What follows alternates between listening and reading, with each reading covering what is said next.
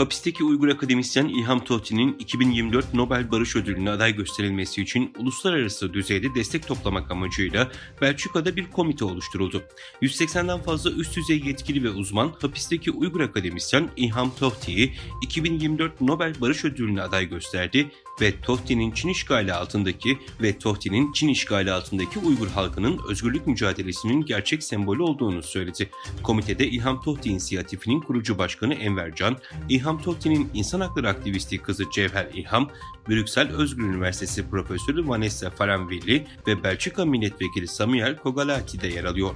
Komitenin 4 ana üyesi 11 Aralık 2023 tarihinde Belçika'da basın açıklaması düzenledi ve aynı gün Çin baskısı altında Uygur halkının özgürlük mücadelesinin gerçek sembolü olarak oynadığı rolü gerekçesiyle İlham Tohti'nin 2024 Nobel Barış Ödülü'ne adaylığı Belçika parlamentosuna sunuldu.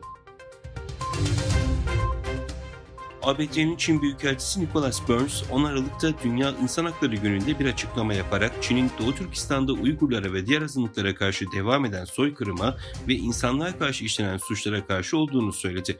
Birleşmiş Milletler İnsan Hakları Evrensel Beyannamesi'nin yayımının 75. yıl dönümü dolayısıyla Pekin'deki ABD Büyükelçiliği'nin internet sitesinde yayınlanan açıklamada Amerika Birleşik Devletleri diğer ülke ve halklarla birlikte Sincan'da Uygurlara ve diğer etnik gruplara karşı işlenen insanlığa karşı suçlar ve soykırıma karşı çıkıyor ifadeleri kullanıldı.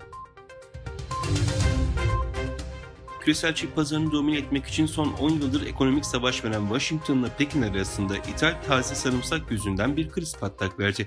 Geçen yıl Çin'den 90 milyon kilo taze, 70 milyon kiloda kurutulmuş sarımsak satın alan ABD'de Çin sarımsağına karşı bir hareket başladı. Cumhuriyetçi Senatör Rick Scott'ın başını çektiği senatörler Ticaret Bakanlığı'na bir şikayet mektubu yazarak Çin sarımsağının ulusal bir güvenlik meselesi olduğunun altını çizip ürünlerin incelenmesi için hükümet soruşturması başlatılmasını talep etti. ABD Hazine Bakanı Janet Yellen, Çin'le ilişkilerde iyileşme işaretinin cesaret verici olduğunu söyledi.